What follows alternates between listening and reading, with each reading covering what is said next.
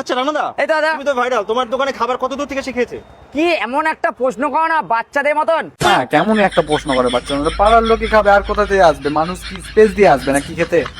খেপা পৃথিবীর বাইরে থেকে খেতে আসে আমার দোকানে। বাহ, আমি আগে দিয়েই জানতাম মালটা কিছু ভালো নেশা করে, কিন্তু এত ভালো নেশা করে তা আমি জানতাম না।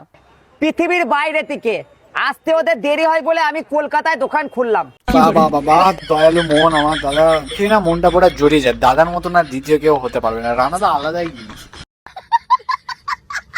কলকাতায় দোকান কিনেছি, কলকাতায় দোকান খুলবো।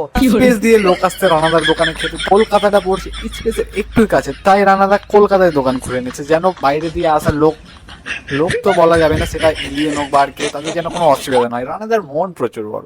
প্লেনে করে আসবে, চপ খাবে, লবস্টার খাবে, গোটা মুরগি খাবে, আবার প্লেনে উঠে চলে যাবে। প্লেনে বাহ, স্পেসে এখন প্লেন, বাহ মোদিজি বাহ। এখন বর্তমানে কত কি না হচ্ছে গাইস।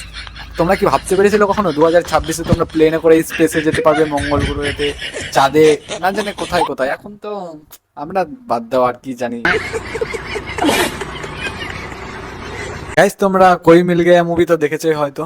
ওই মুভিতে যখন ওই কম্পিউটারে ভ্যাপু ভ্যাপু বাজিয়ে যখন এলিয়েন দেখেছিল, তারা কিন্তু কম্পিউটারের ধুম শুনে আসেনি, তারা কি শুনে এসেছিল? রানাদার স্পেশাল কম্বো। ব্রাঞ্চ খুলবে নাকি? ব্রাঞ্চ খুলবো। কি বলছো? হ্যাঁ। কোথায় খুলবে? এবার শুরু করছি কলকাতা দিয়ে, শেষ করব পৃথিবীর বাইরে দিয়ে। দেখো কি করি। রানাদা তো এবার এলেন মাস্ককেও ফেল করবে। এখন কাজে বর্তমানে ব্রাঞ্চ খুলছে, আস্তে আস্তে রানাদা ওটাকে আপডেট করে স্পেস পর্যন্ত নিয়ে যাবে। আমরা স্পেসেও মানে রানাদার চপ ঘুগনি সবই খেতে পারবো। ভাবা যায় গাইস, অবিশ্বাস করনি।